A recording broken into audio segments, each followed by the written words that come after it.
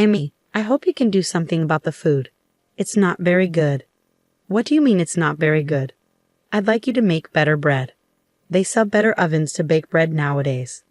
Fine then. I'll tell the housekeeper, Emanuela, about this.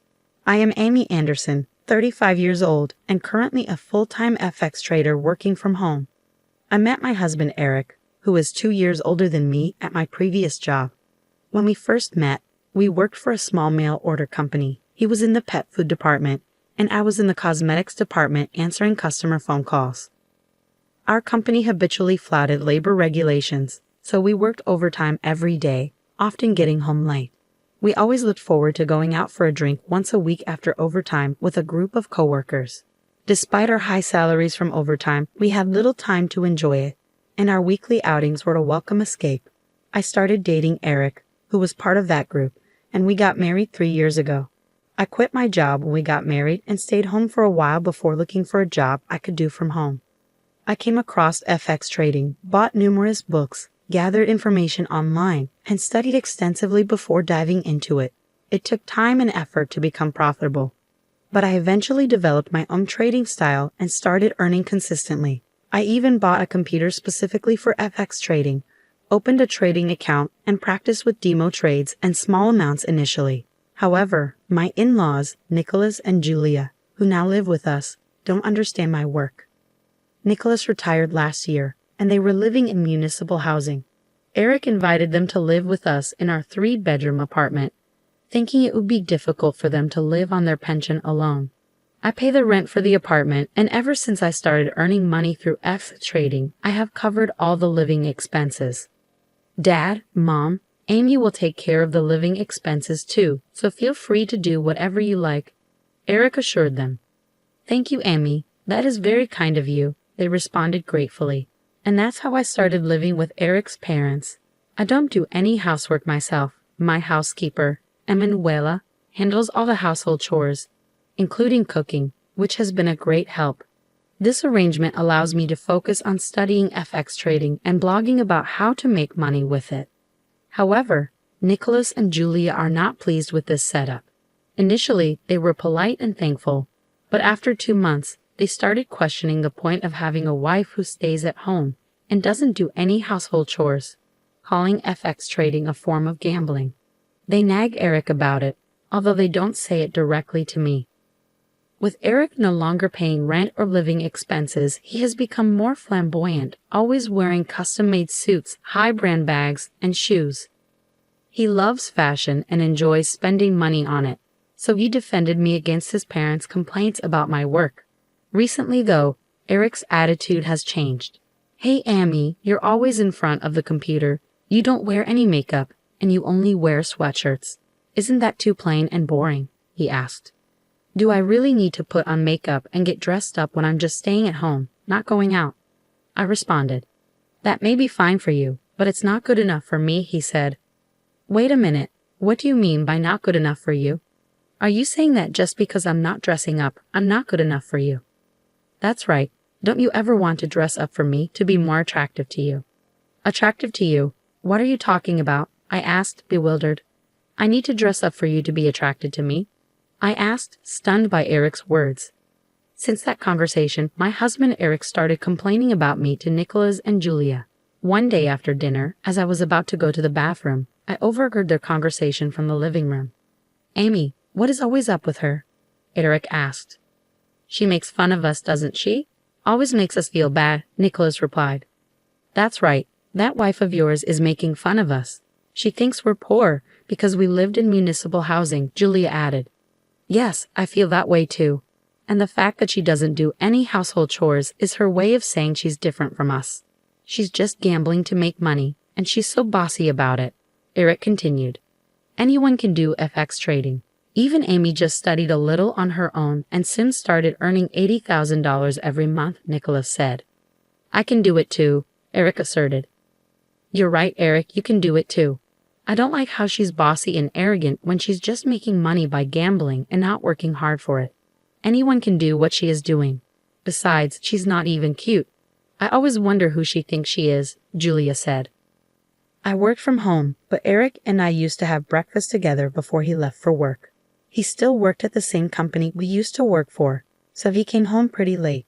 Breakfast should have been our time together, but Eric started avoiding it, saying, "Oh, I'll just eat breakfast on the way." Seeing Eric act this way, Julia commented sarcastically, Eric is getting tired of you because you don't even fulfill your duties as a wife. That's what you get, Amy. What do you mean by duties as a wife, Julia? If you're talking about household chores, hasn't Emanuela done them perfectly? Nowadays, what you so-called duties as a wife are outdated, I retorted. Outdated. We cherish the good old customs in our family. Your grandmother-in-law used to discipline me a lot, Julia replied. What do you mean by discipline? Isn't it enough if the household chores are done well? I'm paying Emanuela enough for it, I said. Do you think this is about money? Do you think that if you bring up the subject of money, I will shut up? Just because you are paying for all our living expenses, you shouldn't be bossy and arrogant about it, Julia snapped. Despite her words, Julia seemed to enjoy socializing with her peers in the apartment building, buying expensive high-end brand bags with the money saved from not paying for their own living expenses. Nicholas, too, devoted his pension to his hobby of golf, purchasing new clubs and keeping a golf bag at the front door. I am the one who is covering and paying for the rent and all of their living expenses. What is up with these people? Even though I question their behavior and attitude towards me, my parents-in-law had nowhere else to live, so I just put up with them for now.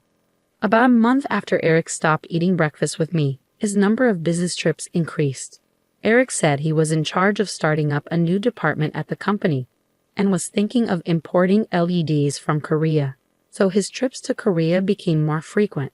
That weekend, too, he went on a business trip to Korea.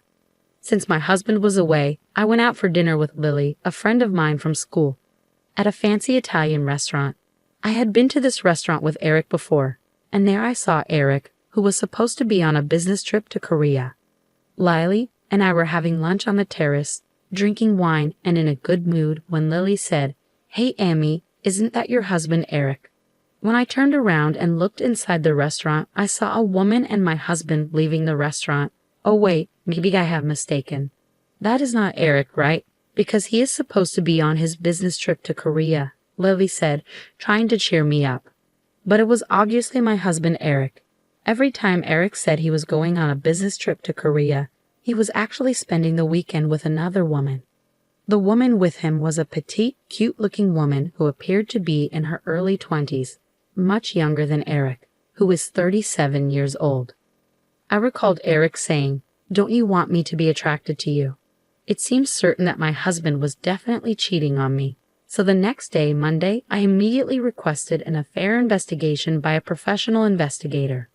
Recently, I've been receiving more and more packages addressed to Julia at home. Julia, did you buy something again? Be quiet, Amy. Do I need your permission to buy anything? No, that's not what I am saying. Julia seemed to be addicted to online shopping, buying high-end brand bags and jewelry. I worried because there are many fake high-end brand bags sold online. One day, Julia came into the room where I was working and said, "Hey, Amy, I'd like you to take a look at something." "What is it?" "Just come here." I had no choice but to follow her. In the living room, she was opening a package that had just been delivered. I bought 5 bags. They were cheap as a bundle, so I bought them. When I looked at the bags, they seemed to be fake. Julia, you should be very careful buying things online because there's a high chance they might be fake, especially high-end brand bags and jewelry. Julia had paid $5,000 for the fake bags. The mail order site was well designed and didn't look like a scam at first glance, but the prices were unreasonably low. Julia paid by bank transfer, so there was no way to stop it with her credit card company, and the cooling-off period policy was well stated, so she wasn't eligible for a refund. Julia, you have to be careful about fakes when you're buying high-end brand goods online. If the price is unusually low, it's likely a fake. You have to really think it through and not jump on it just because it's cheap. Don't make it sound like I don't know what I was doing, Amy. No, it's not that. It's just you wasted $5,000 on fake bags. Shut up, shut up, shut up. Since talking didn't help, I went back to my room and continued working. After dinner on Sunday, Nicholas suddenly told me to stop doing FX trading. The previous Saturday, Nicholas went golfing with a friend from his former workplace, where he heard about Forex trading and said, "I heard that Forex trading is a scam. Amy, are you making money by scamming people?" What? No, I'm not scamming anyone. I'm just trading currencies. How do you make money with FX trading? Scammers lure people in by saying they won't lose money, which is what I heard from my friend. Are you scamming people, Amy? No, I'm not making or luring people to invest in anything. I just blog about Forex for those interested. There's no scamming involved. I see you using social networks. That's what scammers use to trick people. No, I'm just sharing helpful information. There's no scam here. You think you can fool me because I don't know anything about computers? No, I'm not fooling or scamming you. Dad thinks you're scamming because it seems too easy for you to make money, Amy. It's not easy money, Eric. I've explained this many times. It's not that easy. You studied a bit and now make a lot of money. It must be easy. Meanwhile, I'm busting my ass at work, starting a new department. Eric, I thought you supported my FX trading. Do you want me to stop? If I do, what happens to the payments? We won't even be able to afford the rent. I can pay the rent myself. Since I'm the full-time FX trader, Eric and his family have been able to live the way they do now. But my in-laws don't appreciate that and just complain about me being an FX trader. The next day, I received the results of the investigation regarding Eric's infidelity. He was definitely cheating on me with a 25-year-old woman, 12 years younger than him, who worked with him and had joined the company after I left. She accompanied Eric on his business trips to Korea. After receiving the results, I contemplated what to do. That same day, Emanuela cooked dinner for us, and as she was leaving, Julia started to speak. Amy, we had a conversation, Nicholas, Eric, and I, and we don't like everything about you. We will live on our own, and I want you to leave. Eric had not yet returned from work. We don't want to be supported by the money you made from your scams. I don't like the way you act like you know everything. We've talked this over with Eric and decided. Amy, I'm going to ask you to leave. I felt this was the right thing to do. The fact that my husband wasn't even here showed he no longer had any feelings for me. There was no reason for me to take care of these people. I packed my bags and moved to a hotel. The divorce was finalized shortly after. Since I discovered Eric was cheating, I filed for alimony. I rented a one-bedroom apartment suitable for one person and moved in. I changed the lease of the apartment where I lived with Eric to his name. About 4 months later, I received a call from Eric. He wanted to talk and said he would come to my current apartment. When he arrived, Nicholas and Julia were with him. I had a bad feeling. Amy, we are very sorry. We apologize for our horrible behavior. Please live with us again, Eric said apologetically. Nicholas and Julia hurriedly started apologizing too. What is this? I asked. Eric, looking down, started to explain. We can't afford the $40,000 rent and are about to be evicted. We have nowhere to go. Please help us, Amy. What on earth are you saying? Eric explained that right after I left, his new department of importing and selling LEDs turned out to be a failure. The Korean manufacturer delivered defective products, and Eric couldn't return them because he didn't understand the contract well. He was fired, and in an attempt to make money, he bought a computer to become a full-time Forex trader but failed miserably. Nicholas and Julia also failed in their investment attempts. They couldn't pay the rent and had no money to move out, so Eric came to beg for help. We are already divorced, Eric. Yes, I know, but help us please. What happened to your pretty girlfriend who was 12 years younger than you? When I got fired, I couldn't get in touch with her anymore. Yeah, why would someone stay with a guy who got fired from his job? Amy, you're all I have left. Let's get remarried and have another chance. That's right, Amy. We realized we were wrong. We are very sorry.